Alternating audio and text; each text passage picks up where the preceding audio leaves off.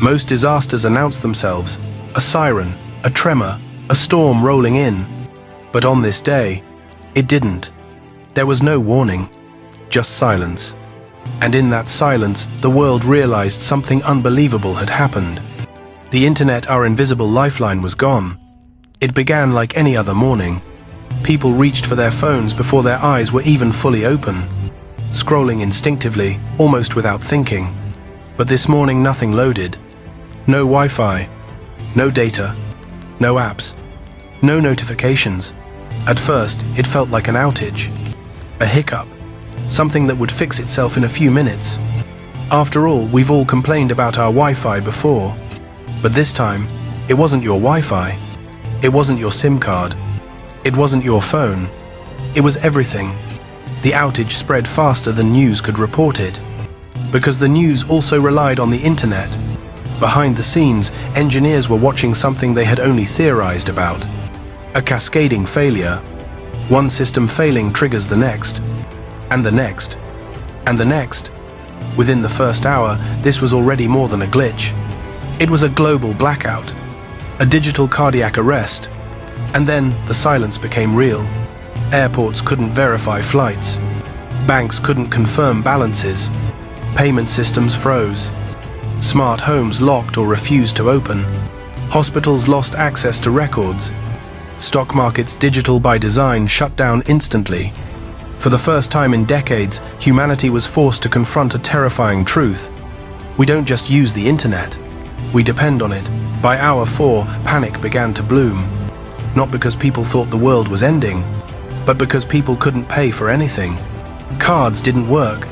Digital wallets didn't work. Online banking didn't work, which meant 90% of the world's money had just vanished. Most of us think the internet is just what we see. Apps, websites, social media. But the real internet, the one we never think about, runs everything. Traffic lights depend on it. Food shipments depend on it. Water supply systems depend on it. Electricity grids depend on it. When the internet died, the world discovered just how fragile modern life truly is. In every city, the same scene unfolded. People standing outside, staring at dead phones. Neighbors talking for the first time in years. Teenagers asking, "What do we even do now?" Parents wondering how to entertain children without screens. It wasn't chaos. It wasn't war. It was something stranger. A forced pause. A sudden return to a world we thought we had left behind. Hour 12, governments activated emergency protocols. Landlines were switched back on. Radio stations broadcasted in loop. "Please remain calm, this is a temporary situation." But in truth, no one knew how long it would last. Because engineers had no way to communicate with one another. In a single day, the global economy collapsed further than any recession in history. Because the economy is digital, and the digital world had gone dark. No one could buy. No one could sell. No one could move money. The world wasn't running out of food, fuel, or supplies. We just couldn't track them. Within 24 hours, a second crisis began. Logistics. GPS was offline. Shipping schedules vanished. Inventory systems went blind. Factories that relied on just-in-time supply chains had to shut down. And without that brain, everything stops. And then, something more personal happened. People realized their memories were trapped. Photos, documents, passwords, agreements, all locked away in a world we could no longer reach.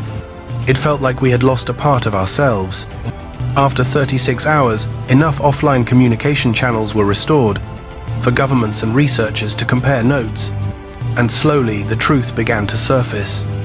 This wasn't a cyber attack, not a bug, not a hack, not sabotage. It was something more simple and more terrifying. A critical part of the internet's infrastructure failed, and because every system was interconnected, it collapsed like dominoes. Across the world, teams worked around the clock to repair systems manually, something no one had done in decades. With no digital tools, they rebuilt the digital world by hand. The first networks came back online on day 5. Small, fragile, like the first lights returning after a blackout. Not everything worked at once. Some sites returned, others didn't. Some data was restored, some was gone forever. But by day 8, the internet was alive again. When the internet finally returned, something strange had happened. For the first time in years, the world had unplugged, not by choice, but completely. And in that forced silence, we discovered things about ourselves. We realized how fragile modern life is, how dependent we are on invisible systems, how easily everything can fall apart, and how deeply we had forgotten to live without a constant stream of digital noise. In the months that followed, something extraordinary happened. The internet was rebuilt stronger. New backup networks were created. Critical systems were separated. Undersea cables were reinforced. Countries built local fallback internets. The next collapse won't be so easy. The world learned. We adapted. We built a safer internet. But the day the internet died left us with one final question. Are we in control of our technology? Or is our technology in control of us?